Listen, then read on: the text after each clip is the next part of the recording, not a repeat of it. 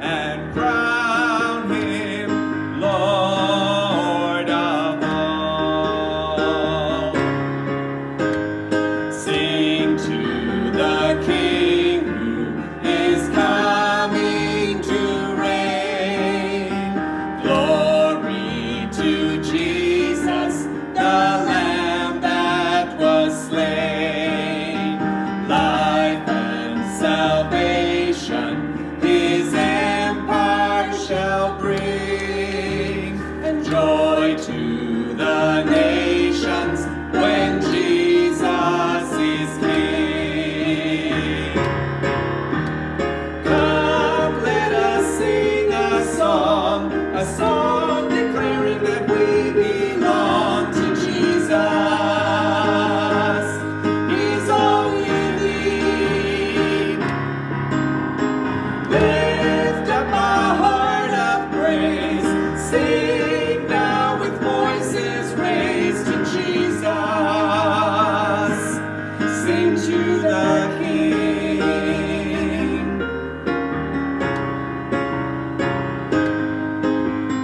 For his returning, we watch and we pray.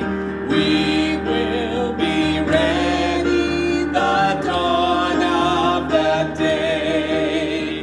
We'll join in singing with all the redeemed. Satan is vanquished and Jesus is King. Come, let us sing a song declaring that we belong to Jesus. He's all we need. Lift up a heart of praise. Sing now with voices raised to Jesus. Sing to the King. Come, let us sing a song declaring that we belong to Jesus. He's all we need. Lift up a heart of praise. Sing now with voices raised to Jesus. Sing to the King. Come, let us sing a song declaring that we belong to Jesus. He's all we need. Lift up a heart of praise. Sing now with voices raised to Jesus. Sing to the King. Sing to the King. Sing to the King. Sing to the King.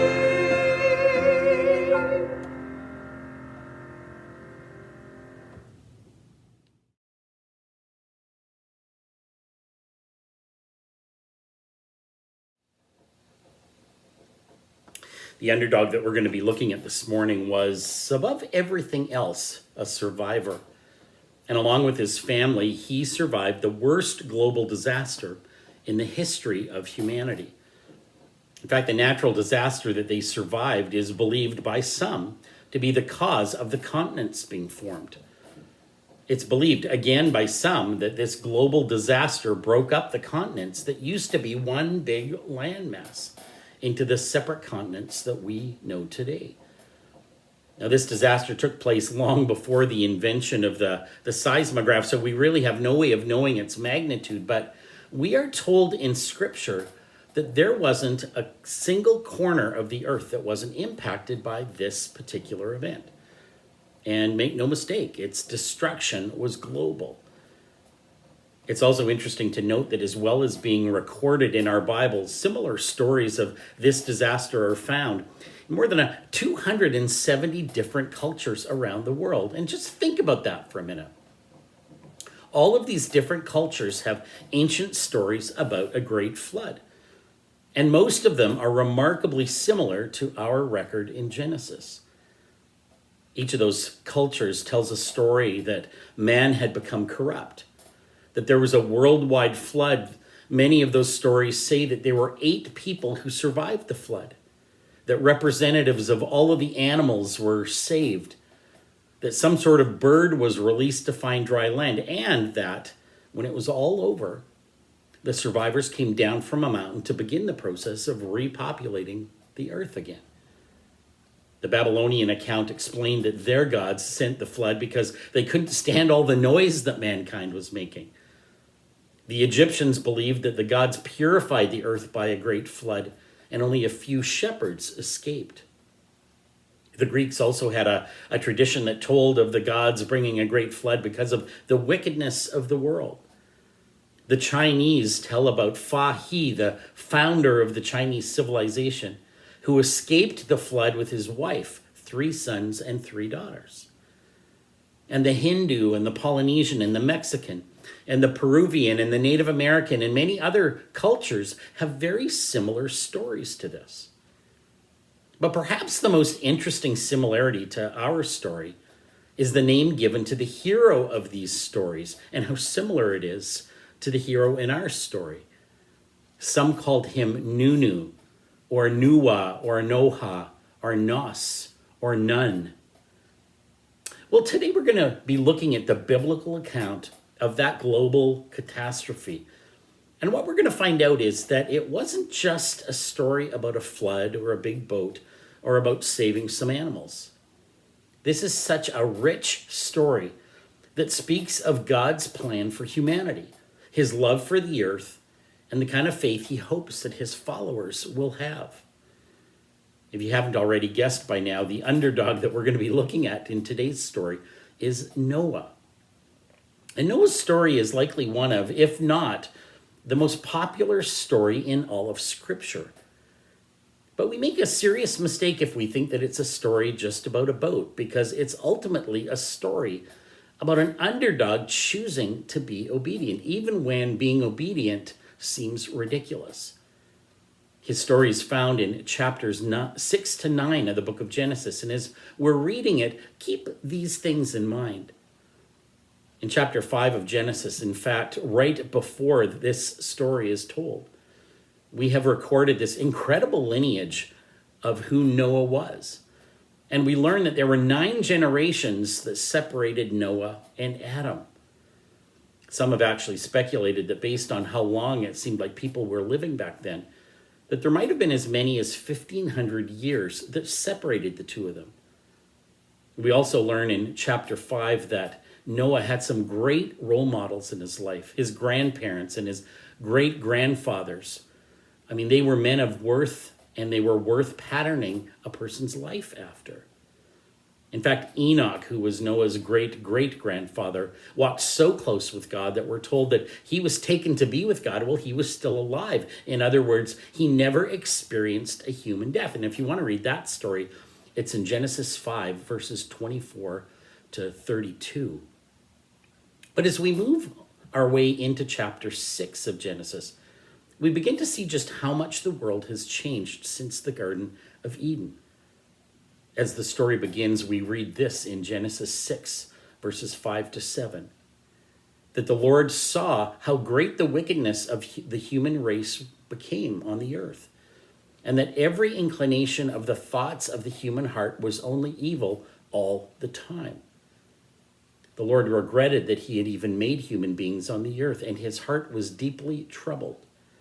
So, verse 7, the Lord said, I will wipe from the face of the earth all the human race that I have created, and with them the animals, the birds, and the creatures that move along the ground, for I regret that I have made them.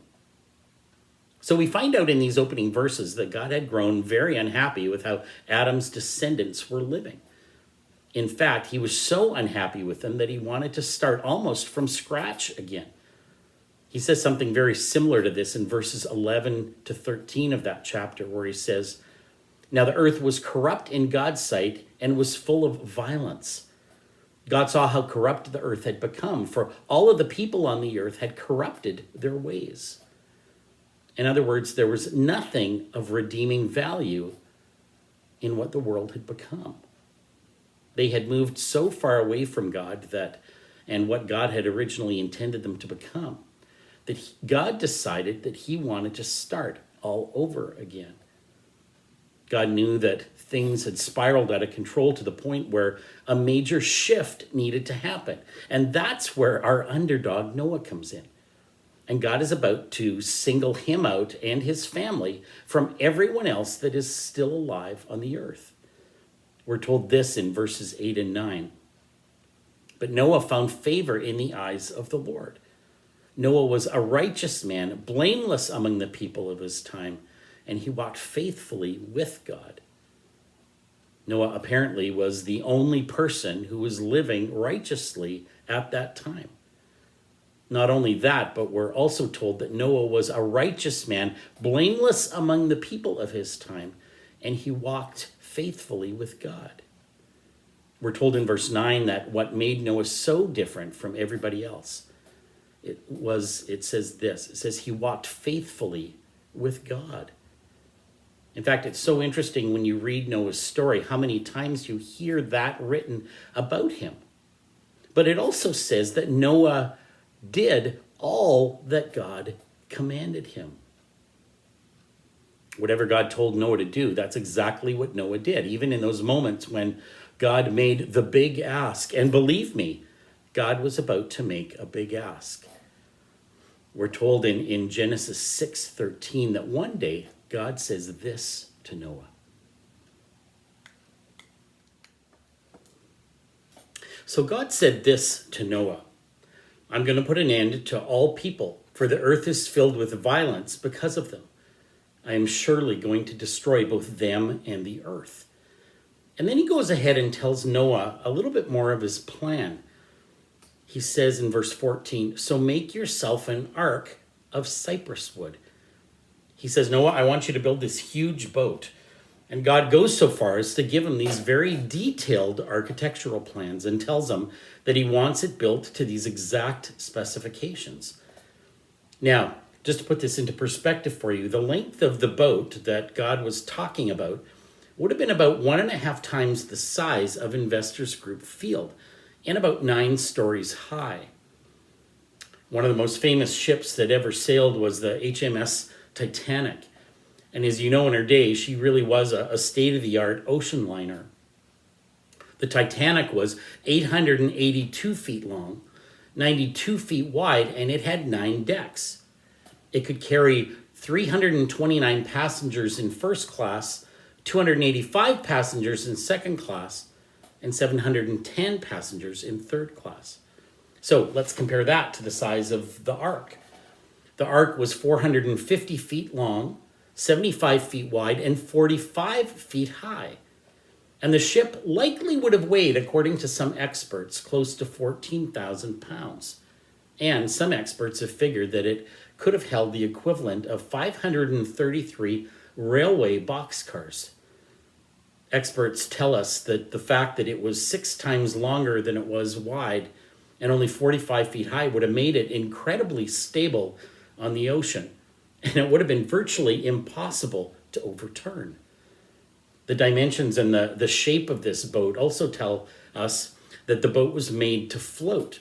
I mean, it would never have steered really well, and it would certainly never win a race. But it would float, and it would stay afloat even in very difficult waters. So God says to Noah, I want you to build this huge boat. Here are the schematics. But it gets even better than that, because God then tells him more about what his plan is. Verse 17. I'm going to bring floodwaters on the earth to destroy all life under the heavens, every creature that has the breath of life in it. Everything on earth will perish. You are to bring into the ark 2 of all living creatures, male and female, to keep them alive with you. 2 of every kind of bird, of every kind of animal, and of every kind of creature that moves along the ground will come to you to be kept alive. You are to take every kind of food that is to be eaten and store it away as food for you and them. And after what could only be called an insane plan, a plan that made no human sense, a plan that would result in the total destruction of his home, of his neighborhood, and of his neighbors. Can you guess what Noah did? Well, verse 22 tells us. It says, Noah did everything just as God commanded him. You know what makes this even more absurd? I'm not sure if you knew this, but did you know that the earth before this time had never seen rain before? Did you know that? Noah and the people alive at this time had never seen rain, much less a flood. They had no idea what it would even look like to have water falling from the sky, what it would feel like to have water dripping onto your face from above. We're told in Genesis 2, verses 5 and 6, this: God had not sent rain on the earth, and there was no man to work the ground.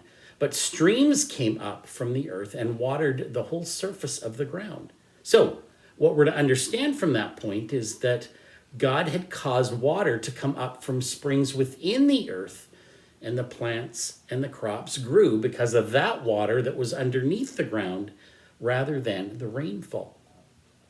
It's also interesting to think about that, isn't it? Because if people had never experienced rain, then they had also never experienced a rainbow. And we're going to talk about that in just a few minutes. When you think about it, though, if Noah had never experienced rain before, then this step of faith would have been even greater. Because God was asking him to trust in something that he had never seen or experienced before. Something that he probably couldn't even imagine. But again, we're told Noah did everything just as God commanded him. We're told that Noah started immediately to build the ark, and it took him 120 years to build it. 120 years with the help of his family. Again, imagine that. It's 120 years of cutting trees, 120 years of carrying trees, 120 years of sawing wood, 120 years of hammering wood together. It was 120 years of coating the wood with pitch as God commanded. And it was 120 years of checking and double checking the measurements that God gave him. But it was also 120 years of listening to the ridicule of those who were watching him build this boat in the middle of nowhere, really in the middle of a desert. It was 120 years of preaching repentance to those people who would come to watch this freak show. And in that 120-year period, we're told that not one individual responded to his warnings. I really think it's worth noting here that God had not completely given up on humanity. The ark would likely have become a fairly major tourist attraction in the area, and folks likely would have come from hundreds of miles to see this man building this huge boat out in the middle of nowhere. And whenever people came by, Noah would likely stop and share the same pre-rehearsed message. Repent, change, seek after God. There's a flood coming, and if you don't repent, well, you're going to drown.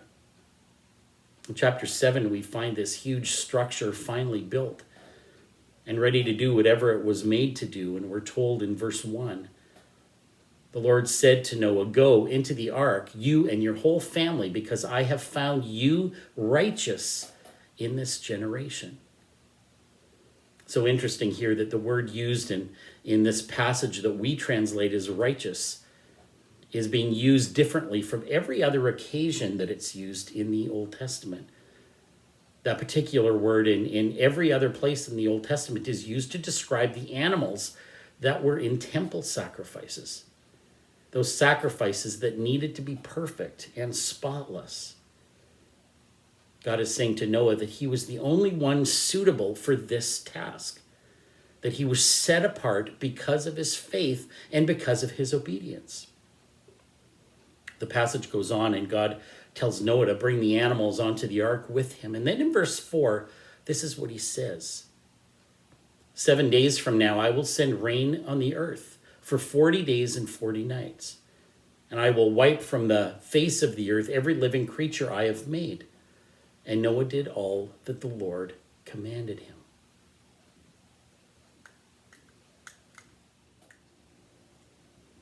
It's interesting to note that even when the ark was fully complete and Noah and the animals were all on board, we're told that God still waited.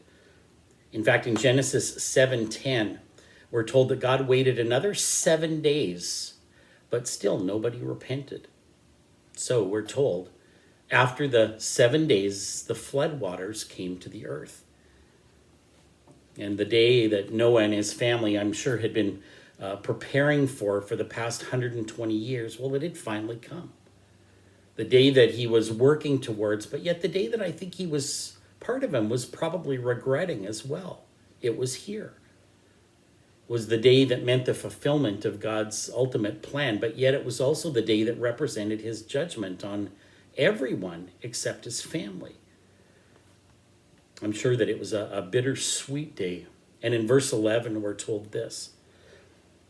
In the 600th year of Noah's life, on the 17th day of the second month, on that day, all the springs of the great deep burst forth, and the floodgates of the heavens were open, and the rain fell on the earth 40 days and 40 nights.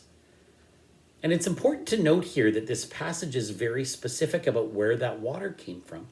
It says that the water came from two places. The first place it came from was the springs of the great deep, it says. And it's likely that it was these same springs that just days before had brought the people life by bringing them clean and safe drinking water. It was also those springs that they would go to when they needed water for cooking and to feed their livestock. It was those same springs that were now bringing water that would represent their death. So the springs of the great deep burst forth. That's the first place the water came from. But we're also told, secondly, that the floodgates of the heavens were open. Something like that would probably have shocked the people because, again, remember, they had never seen rain before. You really have to wonder if fear gripped the people when they felt that first raindrop hit their forehead. I wonder if they even realized at that moment that maybe we should have listened to Noah. Well, we all know the rest of the story, don't we? We're told that the water level around the earth rose. People died, the gruesome death of being drowned. And life as we know it ceased to be. Chapter 7, verse 22, this is what we read. Everything on dry land that had the breath of life in its nostrils died. Every living thing on the face of the earth was wiped out, people and animals and the creatures that move along the ground and the birds were wiped out from the earth. Only Noah was left and those who were with him in the ark. Verse 24, the waters flooded the earth for 150 days. And it was over. And what God had created in 7 days with Adam and Eve was now almost entirely destroyed. God was about to get the clean slate that he wanted. His plan A had failed, and it was time to institute his plan B. And this new world would start with a brand new family to repopulate the earth. When we move into chapter 8 of Genesis, it starts off this way in verse 1. But God remembered Noah and all the wild animals and the livestock that were with him in the ark. And he sent a wind over the earth, and the waters receded. Now the springs of the deep and the floodgates of the heavens had been closed, and the rain had stopped falling from the sky. The water receded steadily from the earth. At the end of the 150 days, the water had gone down. And on the 17th day of the 7th month, the ark came to rest on the mountains of Ararat. The waters continued to recede until the 10th month, and on the first day of the 10th month, the tops of the mountains became visible. So God's frustration and his anger that eventually led to this judgment didn't mean that he had forgotten about Noah and his family. In fact, we're told that God's presence continued to be with them. You know the story about how they sent out a raven and it came back because it couldn't find a place to perch. Then he sent out a dove and it came back too. And then he sent it out again and it came back with an olive branch. And this is what we're told in verse 11. When the dove returned to him in the evening, There in its beak was a freshly plucked olive leaf. Then Noah knew that the water had receded from the earth. He waited 7 more days until he sent the dove out again, but this time the dove did not return to him. I'm sure that by then they were more than ready to exit that boat. In fact, we're told that at this time Noah was 601 years old, and I'm sure that guy's old bones were likely sore and creaking from all of that motion of the ark on the water. We're told in verse 13, Noah then removed the covering from the ark and saw that the surface of the ground was dry. Then God said to Noah, "Come out of the ark, you and your wife and your sons and their wives. Bring out every kind of living creature that is with you, the birds, the animals, and all the creatures that move along the ground, so they can multiply on the earth and be fruitful and increase in number on it." And finally, their ordeal was over, and they were part of God's fresh start. I'm sure that they must have, in some ways anyways, been torn. They were the only ones left, and everything that they had known was gone. But that wasn't Noah's knee-jerk reaction in this moment, because we're told that the first thing he did when he got off the ark and when he let the animals off was that he built an altar to the Lord. Verse 20 reads like this: Then Noah built an altar to the Lord, and taking some of all the clean animals and clean birds, he sacrificed burnt offerings on it. I also love the next verse, verse 21, because it reads like this. It says, "The Lord smelled the pleasing aroma and said in his heart, 'Never again will I curse the ground because of humans, even though every inclination of the human heart is evil from childhood. And never again will I destroy all living creatures as I have done.'" Verse 22, "As long as the earth endures, seed time and harvest, cold and heat, summer and winter, day and night will never cease." And it's almost as if he's saying that even though plan A failed and God instituted a plan B, his judgment would never again come in the form of a total annihilation of the human race. His judgment will never involve the pressing of the ultimate reset button. And his judgment will never again involve the kind of global catastrophe that would see all humanity pushed in this kind of extreme way. He elaborates on that promise in chapter 9 when this is what he says. He says, "I establish my covenant with you. Never again will all life be destroyed by the waters of a flood. Never again will there be a flood to destroy the earth. This is a sign of the covenant I'm making between me and you and every living creature with you, a covenant for all generations to come. I have set my rainbow in the clouds, and it will be the sign of the covenant between me and the earth. Whenever I bring clouds over the earth and the rainbow appears in the clouds, I will remember my covenant between me and you and all living creatures of every kind. Never again will the waters become a flood to destroy all life." It's interesting, isn't it? Interesting that the sign of the covenant, it wasn't a handshake. It wasn't something written on stone tablets. It wasn't something that was sealed with a burnt sacrifice. The sign of this promise or this covenant was something that would have been visually stunning to everybody who saw it. And don't you find it interesting that he sealed this promise with something that makes all of us stop and say, wow, that is really beautiful. In fact, the sign of his covenant is something that generates almost an emotional response from people when they see it. I'm sure it was especially stunning to Noah and his family because, again, keep in mind that if they'd never seen rain, then they'd never seen a rainbow either. This was something new to them, the first time they were experiencing it. And I can't imagine getting off the ark and being surrounded by all the destruction. Possibly dead bodies, the carcasses of drowned animals, the fallen and uprooted trees. Everywhere they looked, all they saw was probably the ugly aftermath of this cataclysmic natural disaster. And in the midst of that, God says, I promise I will never do that again. And here, in the midst of all this destruction, be reminded of the beauty that I can create. And you know, the story of Noah really is a narrative that should make all of us stop and ask, you know, what is it about this underdog's faith? What is it about Noah's faith that really did find such a powerful favor with God? And I want to propose just very quickly in conclusion that there are a few things about Noah and his faith that really stood out. The first thing is that Noah, we're told, was righteous.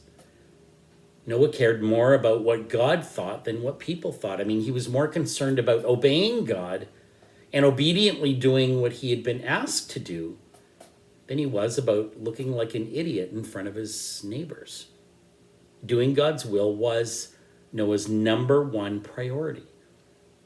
If God was happy, Noah was happy. Most of all, the righteous man does the right thing because it is the right thing, and God says Noah was a righteous man. The second thing that we're told about Noah's faith is that he was blameless among the people at that time. And it's fascinating that the word blameless here in the original language, it doesn't mean perfect. I mean, Noah wasn't perfect. He wasn't sinless. The word actually, better translated, means something closer to wholehearted. It meant that Noah lived a life of wholehearted surrender to his God. People knew that he was a man of integrity, that he was a man of principle, and Noah was blameless in front of the people around him. The third thing that we're told about Noah's faith is that he walked with God. He had a deep and abiding personal relationship with God that really controlled every aspect of the direction of his life. He was motivated by a love for God that was so deeply rooted in trust and obedience that even humanly ridiculous requests were never questioned by Noah. And I'd suggest to you this morning that those are great challenges for us as well. Because part of what turned this underdog into a survivor was that he cared more about what God thought than what the people around him thought. He lived his life with a wholehearted surrender to God, and he made it a priority to walk closely with the God he served, even when God made the big ask. And it's my prayer that we would embrace this underdog and everything we can learn about his powerful faith as we continue on in our journey and our relationship with the Lord. Would you bow with me as we pray? Lord, I thank you for Noah. I thank you for this powerful testimony of a man who truly did care more about what you thought than what the people around him thought. It took courage for him to step out and build this huge boat in the middle of a desert. And I'm sure there were people that were thinking, this is ridiculous. It makes no sense. I wonder if even some of his family thought that about him, that he was losing his marbles. But Jesus, I thank you that as we read this story now, we simply see him as a man who put you first in his life and cared more about what you thought than what the people around him thought. May we embrace that for ourselves as well. Lord, he lived his life with a wholehearted surrender to you. And he made it a priority to walk closely with you. And I pray that those are things that, again, we would embrace as well. Jesus, we love you. Thank you that we have had an opportunity to revisit this story that we've probably heard many times before. May we be challenged and changed by the example of Noah. In your name we pray. Amen.